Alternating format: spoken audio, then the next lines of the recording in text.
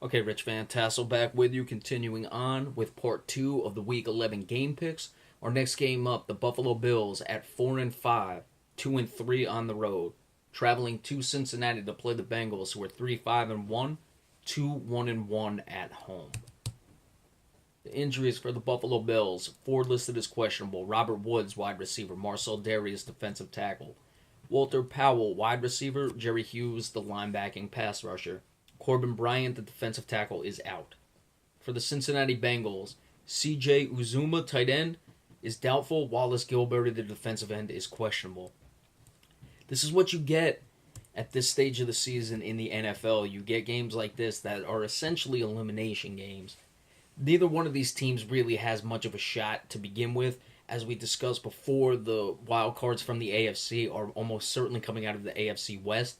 Buffalo, I don't see them catching the New England Patriots. Cincinnati is certainly in it in their division, but as for the wild card, Cincinnati's really going to have a hard time, and their division is quickly slipping away from them.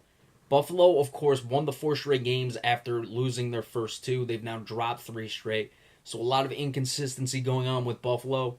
I attribute that mostly to their pass offense. Without Sammy Watkins, Tyrod Taylor, he's putting up good numbers as far as keeping his turnovers down as compared to his touchdowns, 10 touchdowns and 3 interceptions, but he doesn't even have 2,000 yards yet, and we're 9 games into the season. Now, back, 15, 20 years ago, that wouldn't be bad at all, having the yardage he has, just under 1,800, but this day and age in the NFL, it's got to be better than that. You look at his top wide receivers, Robert Woods, 39 receptions, not even, or just at 450 yards, 1 touchdown. As compared to A.J. Green for the Cincinnati Bengals, 66 receptions, 964 yards, 4 touchdowns. Cincinnati has just been way too inconsistent all season long. When their offense plays well, their defense doesn't always play well. When their defense is playing well, their offense isn't quite there. Their offense will have good drives, and then they'll have poor drives. We saw a few too many penalties on Monday night against the New York Giants, and it's reflective in their 3-5-1 record. As for who's going to win this game, I think Buffalo rights the ship in this one, to be completely honest with you, going on the road against the Cincinnati Bengals. I think LaShawn McCoy will have one of his better games this season. He's had good games and then he's had bad games. I think this will be one of the good games for LaShawn McCoy in this one, and I think it's going to be the main factor in Buffalo getting the victory in this one. I like the Bills 24-21 over the Cincinnati Bengals.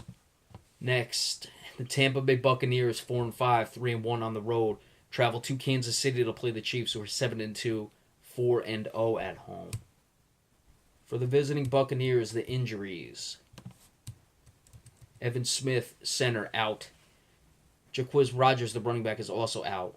Luke Stocker, tight end, Joe Hawley, center, and Russell Shepard, wide receiver, are questionable. 4 questionables for the Kansas City Chiefs: Justin Houston, linebacker; Phillip Gaines, defensive back; Derek Johnson, linebacker; Marcus Peters, the cornerback; Jay Howard, the defensive lineman, is doubtful. Tampa Bay has been a good road team. It's really at home where they've struggled. Of course, in the NFC, things are starting to look a lot more difficult for teams outside of the NFC East in that wild card picture. Tampa Bay certainly has a shot. Right now, the Giants have the top spot. Then you look at a team like the Eagles, the Redskins. Of course, you have the teams, the Minnesota Vikings and the Detroit Lions in the NFC North. And even the Arizona Cardinals out west are a team you have to factor in with the wild card. So Tampa Bay really can't afford to give many away. Tampa Bay's been very good at home. Tampa Bay's been very good in general this year. They very well may win that division. They very well may win 12 games and be a wild card team. It can go either way with the Kansas City Chiefs this year, and I don't see Tampa Bay being able to come up with it. Jameis Winston has been turnover prone. We saw that Marcus Peters is questionable, but I'm expecting him to go, and I would be shocked. I would be shocked if he did not have an interception in this game of Jameis Winston. You look at Alex Smith, 8 touchdowns to 3 interceptions. Quietly, that's what he puts together. People will use that quote-unquote game manager talk. Alex Smith's playing well, though. I mean, he gives you everything you want for this offense, and I think they're going to roll Tampa Bay in this one fairly easily. Tampa Bay is not going to get completely rocked in this game, but it's going to be pretty comfortable for Kansas City nonetheless. I like 34-23 over the Tampa Bay Buccaneers as the Chiefs continue to roll and roll at home.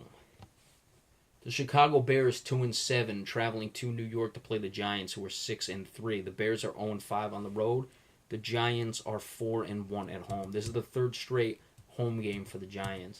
Injuries for the Chicago Bears. DeAndre Hall, the defensive back, is doubtful. The rest are questionables. Tracy Porter, cornerback. Willie Young, linebacker.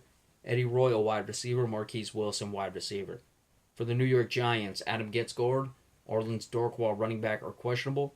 Justin Pugh, guard. Brett Jones, center, are out. So New York has had some problems with the offensive line in this season. And you look, they have 2 offensive line injuries. We'll have to see how that develops in this one. Of course, New York has had trouble running the ball. That's been documented very much this season. And you look at Eli Manning's numbers, I'm not saying they're bad. I mean, a few too many interceptions with 10. However, the yardage is a little surprising that he doesn't have more, considering how much they've struggled to run the ball. I mean, he does have a good amount of yards, just shy of 2,500, so don't get me wrong in that regard. I'm just a little surprised by those numbers, being how much they've had to rely on Eli Manning this year, and the team is 6-3 nonetheless. Of course, Odell Beckham Jr. having a big year, over 50 receptions, over 700 yards, 6 touchdowns. He'll go over 1,000 yards. He'll probably be right around the 1,300 yard range, so he's putting it together this season.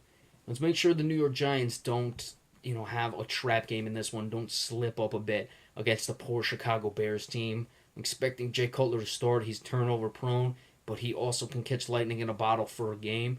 But however, the Giants secondary is very good, so I don't see many problems there allowing Jay Cutler to get off in this one. We'll see if the Giants come out focused. If they do, it'll be an easy win. I expect they'll come out fairly focused, but I think Chicago will be around for a little bit in this game, and then the Giants pull away in the second half. Overall, just too much talent for the New York Giants in this one. I'm liking 31-16 over the Chicago Bears. Sloppy first half for both teams. Giants correct the ship at halftime and come out with the victory. The Arizona Cardinals, 4-1, 1-2 on the road, travel to Minnesota, who's 5-4, 3-1 at home. The Vikings have lost 4 straight games after getting off to that 5-0 start. Injuries for the Cardinals: Jaron Brown, wide receiver; Gabe Martin, linebacker, on injury reserve; Corey Peters, defensive tackle, doubtful; Deion Buchanan, linebacker; Tyrann Mathieu, safety, are questionable. For the Minnesota Vikings, Adrian Peterson, of course, is on injury reserve. Marcus Sherrill's cornerback; Eric Kendricks, linebacker; Captain Munnerlyn, cornerback, are questionable. Sharif Floyd, defensive tackle, is out. David Johnson's been having a good year, and you look with Sharif Floyd being out. Of course, he was injury on the injury report last week, as well as Linval Joseph, and we'll see if Arizona can take advantage of that, running the ball with David Johnson, keeping things out of the hands of Carson Palmer. Carson Palmer, you look at his numbers, pretty good in the yards department, right around where we just mentioned Eli Manning was. He's got 11 touchdowns to 8 interceptions, though, so really you got to look at Carson Palmer and say he's not playing that well this year, especially with the way they're running the ball. When we're looking at Eli Manning, that team is not running the ball very well, and his numbers obviously better because they're relying on him more. But as we said, they weren't necessarily great, as in stratospheric range. Carson Palmer's really got to do better the way that Arizona's been able to run the ball. I mean, David Johnson is well over 4.5 yards per carry. Sam Bradford, only 2 interceptions. He's come back to earth a little bit. They're really struggling with their running game since Adrian Peterson went down. Jerick McKinnon, under 3 yards per carry this season. Not going to get the job done. If they figure that out, they might have a chance to right their season.